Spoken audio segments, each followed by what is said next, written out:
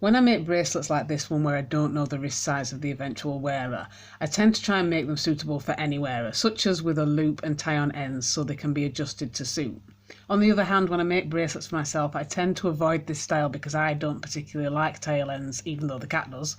But if you want to make a bracelet for a specific size and you don't want to have tie-on ends, one alternative that I quite like is to add a button to the end instead.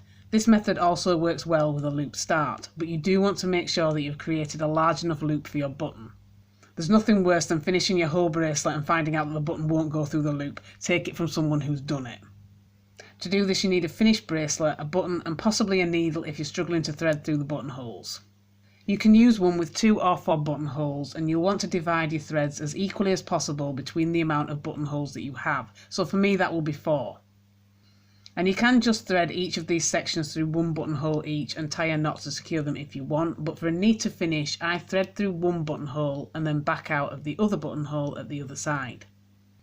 Then I do the opposite with the corresponding section, working in the opposite direction, and then tying a knot at the back to secure them.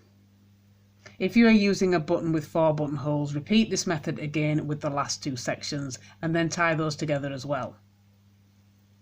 Then if you want a bit more security, you can dab a little bit of glue to the ends behind the button to hold everything in place, and then you can trim your excess.